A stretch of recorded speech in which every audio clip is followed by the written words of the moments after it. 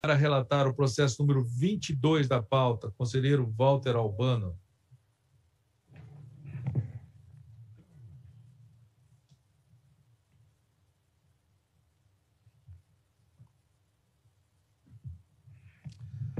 Senhor presidente, trata o processo de representação de natureza interna com pedido de medida cautelar proposta pela Secretaria de Controle Externo de Contratações Públicas, em razão de supostas irregularidades no processo licitatório pregão eletrônico 22/2020, realizado pela Secretaria Municipal de Educação de Cuiabá, por meio do Fundo Único Municipal de Educação para registro de preços, visando futura e eventual contratação de empresa para prestação de serviço de desenvolvimento e manutenção de sistemas de informação sob demanda.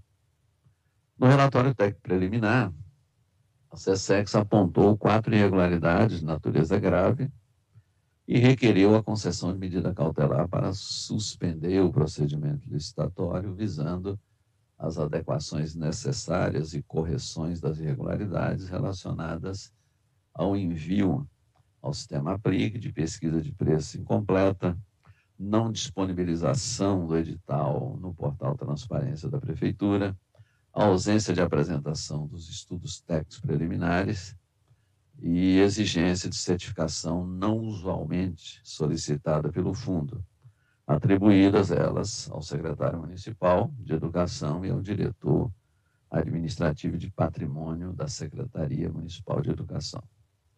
A representação foi admitida e a concessão da medida cautelar adiada para análise posterior à manifestação prévia dos responsáveis. Em nova decisão, foi determinado ao secretário municipal que inserisse no portal Transparência as informações do pregão em análise. Devidamente citados, os responsáveis apresentaram suas defesas.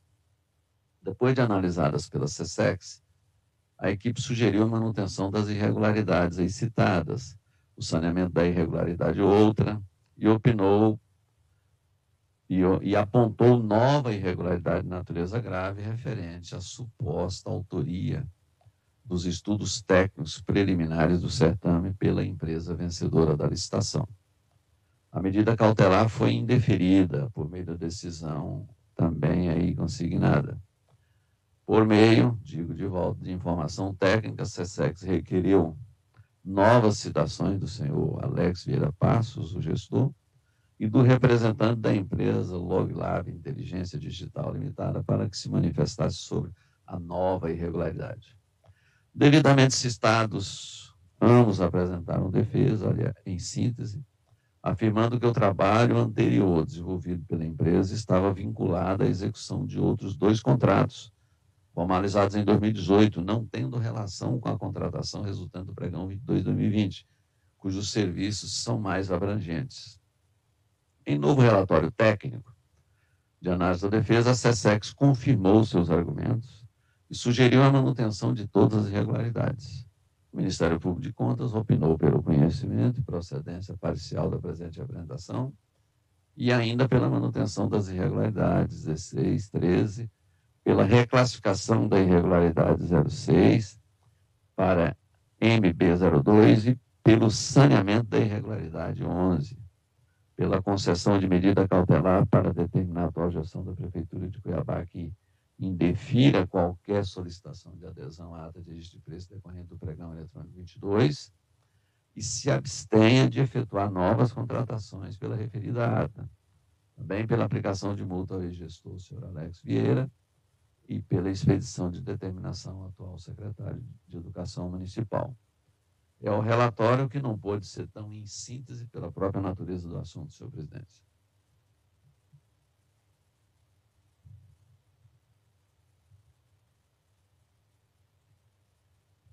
Em discussão, encerrada a discussão, em votação.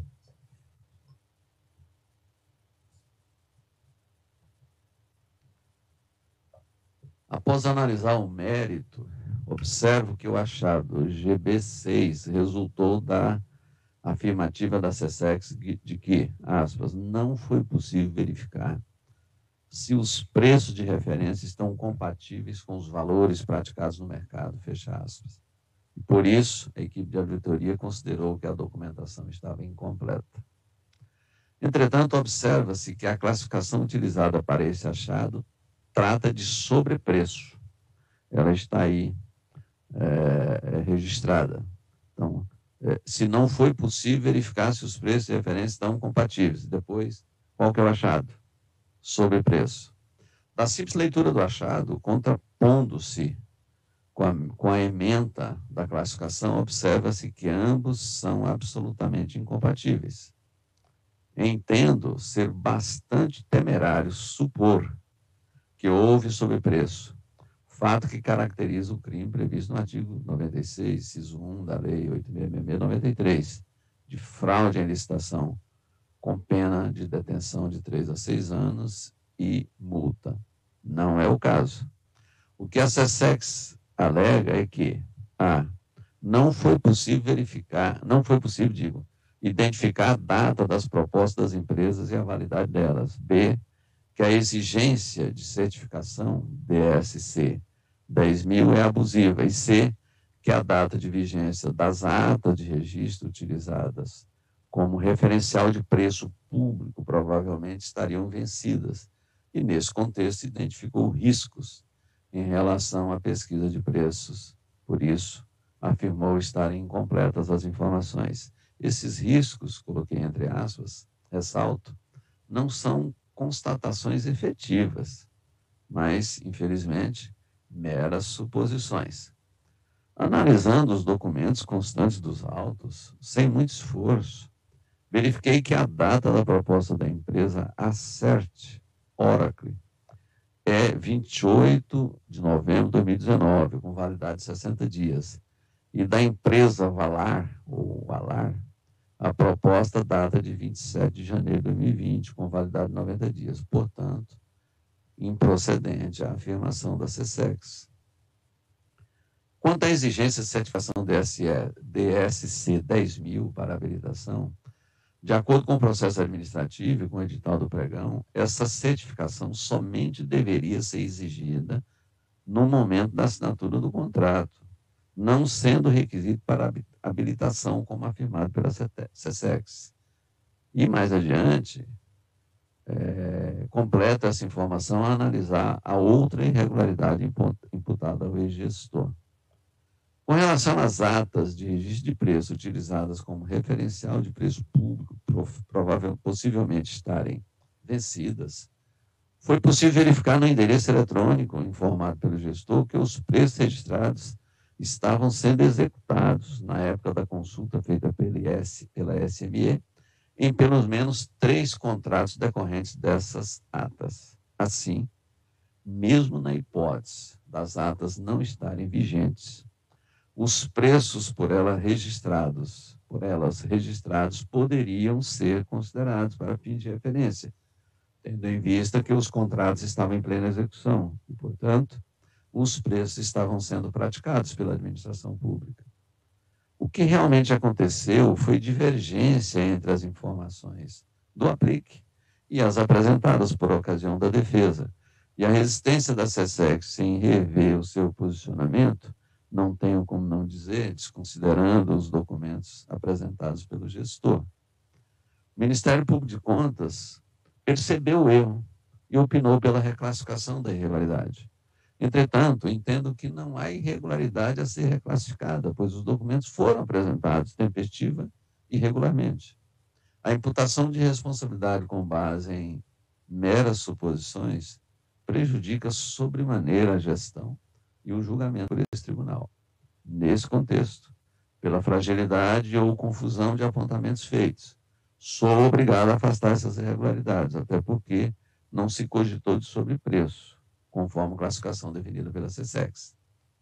Com relação à ausência de publicação do edital no portal Transparência, o gestor informou e comprovou que a publicação foi feita na página de licitações do município, no portal do Banco do Brasil e também no portal Transparência, cuja publicação ocorreu em 15 de 4 de 2020, portanto, antes da notificação feita por este tribunal. A SESEX alegou que somente depois de notificado por meio do ofício 6/5/2020, de ofício expedido em 6/5/2020, é que o gestor informou a disponibilização dos dados do portal Transparência e insistiu, entendo que sem fundamento, sem pesquisa e sem razão, pela manutenção da regularidade. Eu mesmo consultei, o portal e verifiquei que a inclusão do edital foi feita tempestivamente. Ademais, mesmo que o edital não tivesse sido inserido no portal Transparência, a Secretaria Municipal de Educação fez as devidas publicações no site no site próprio de licitações municipais e em outro de amplo alcance, conforme já citei, razão pela qual afasta essa irregularidade. Com relação à exigência no edital de certificação não usualmente solicitada pelo fundo, tá, entre aspas, que foi citado pela SESEX, apontado pela equipe técnica, além da SESEX não considerar que essa certificação seria exigida somente na assinatura do contrato, como acima fundamentado, interpretou equivocadamente a legislação que exige esse documento. Essa certificação não era requerida pelo Fundo Único em licitações anteriores, simplesmente porque não havia essa imposição legal. O bom senso me obriga a fazer essa afirmação. Agora, a exigência é expressa na Lei Municipal 6457/2019, que dispõe sobre a instrução do programa de integridade das empresas que contratarem com o poder público como medida anticorrupção. Exigência que deve estar prevista em todos os editais da administração pública, conforme consta do artigo 1º da mencionada lei. Além disso, há previsão na lei no sentido de que, aspas, a implantação do programa de integridade no âmbito da pessoa jurídica dar-se-á no prazo de 180 dias corridos a partir da data de celebração do contrato, fecha aspas, artigo 5º. Porém, a empresa que já possuiu o programa de integridade deverá apresentar no momento da contratação, declaração relativa, informando a sua existência. De fácil percepção, senhor presidente, que os 180 dias fixados na lei são para que as empresas que ainda não possuem o programa de integridade implementem nesse prazo. Até por isso, essa certificação não pode ser exigida na fase de habilitação dos licitantes, mas somente para a vencedora, que se ainda não o tiver implementado, o fará 180 dias, ou terá 180 dias para fazê-lo, depois de assinar o contrato. Por outro lado, para as empresas que já implementam o programa, devem informar esse fato na fase da contratação. Essa é a literal interpretação a ser dada aos dispositivos da citada lei.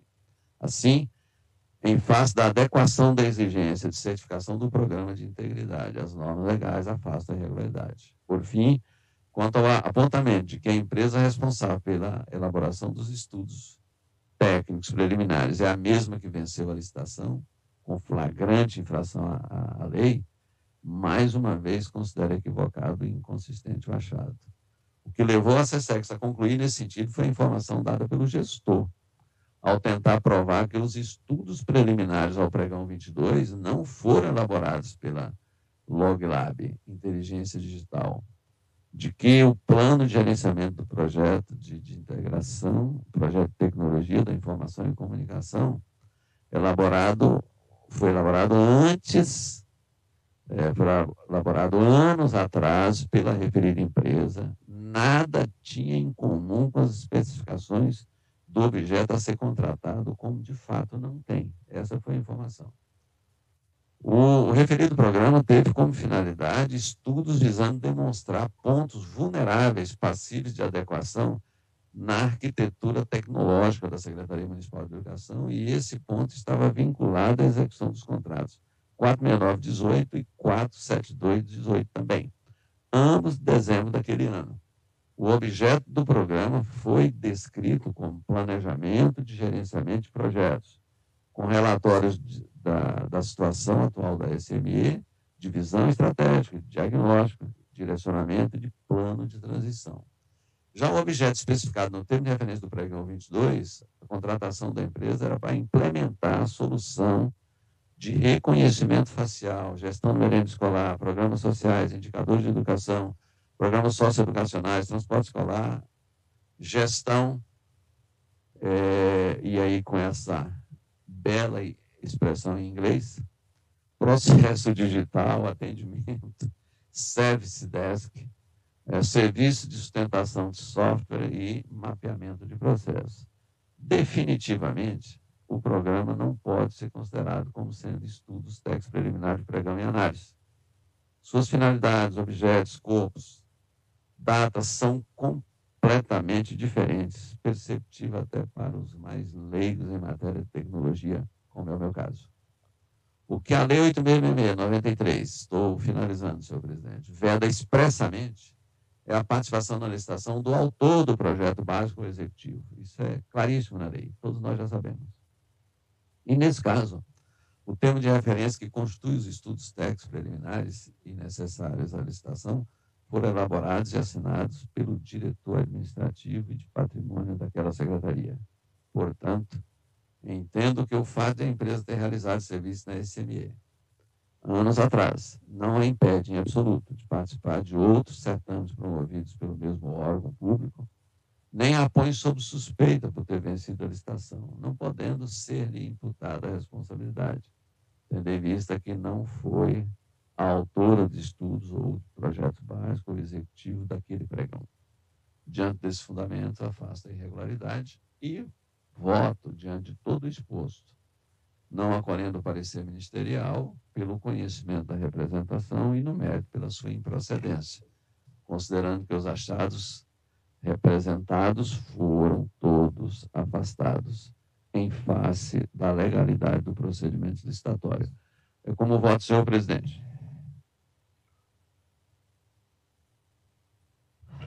Os conselheiros que aprovam permaneçam em silêncio. Senhor presidente.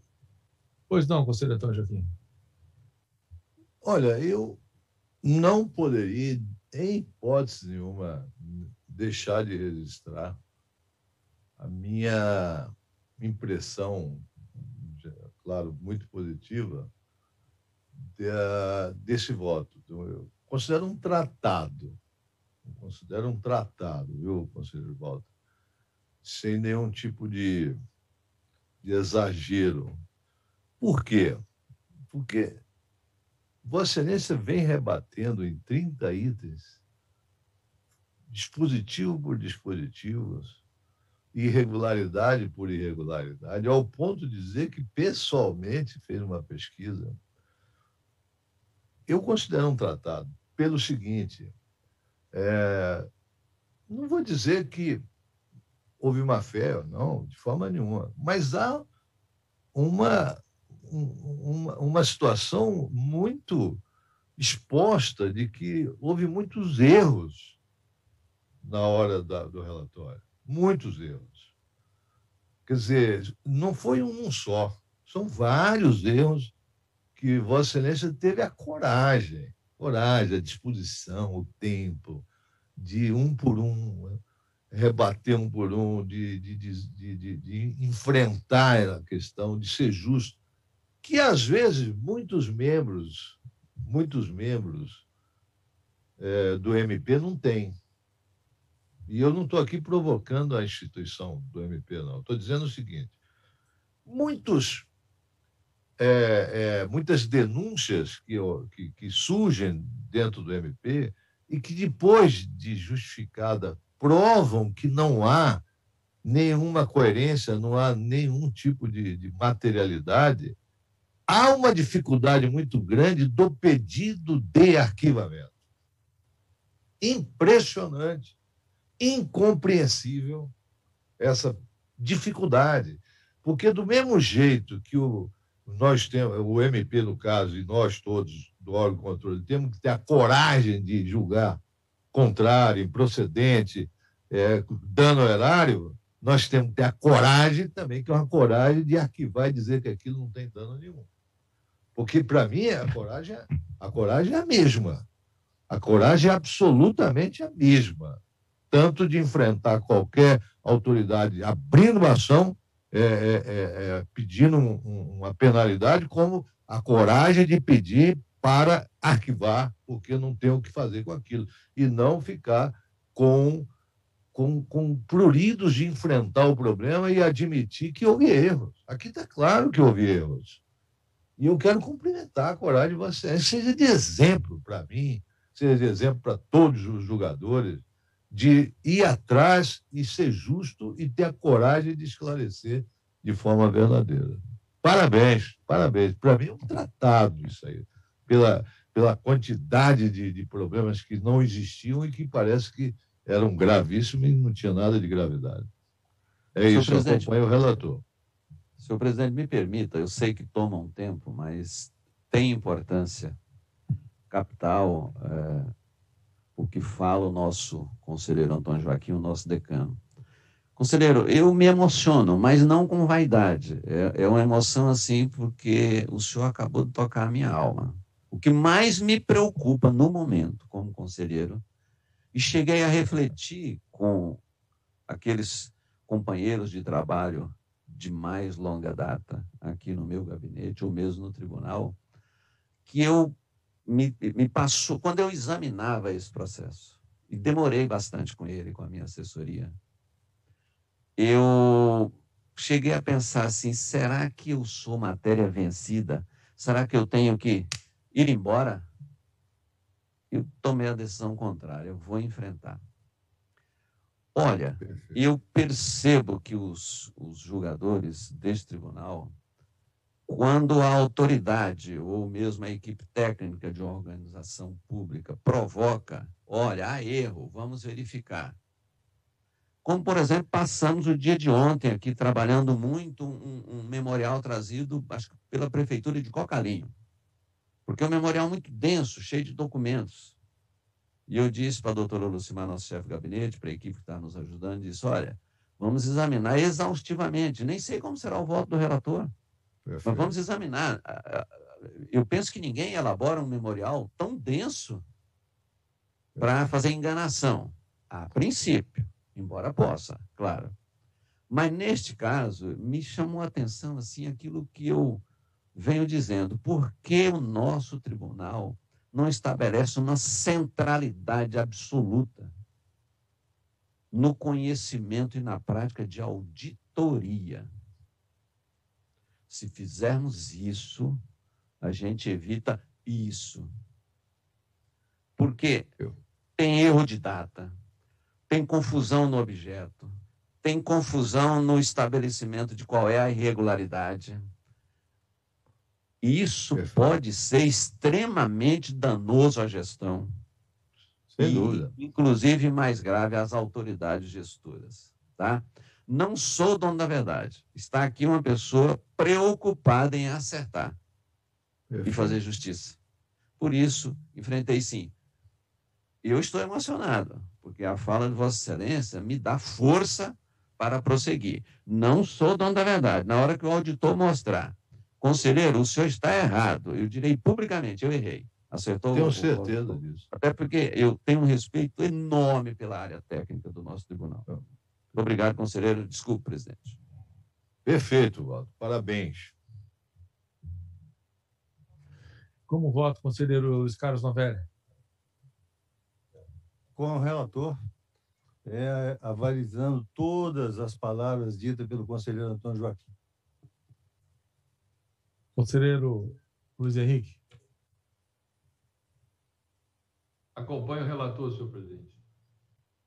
Conselheiro Domingos? Voto com o relator, senhor presidente. Conselheiro Luiz Carlos? Com o relator, senhor presidente. Eu também voto com o relator, portanto, sagrou-se vitorioso por unanimidade. Processo número 9.673-3, 2020. Relator, conselheiro Walter Albano, acordo 111/2021, Tribunal Pleno, videoconferência. Resumo. Fundo Único Municipal de Educação de Cuiabá, representação e natureza interna acerca de irregularidades do pregão eletrônico número 22/2020, julgamento pela improcedência. Publique-se.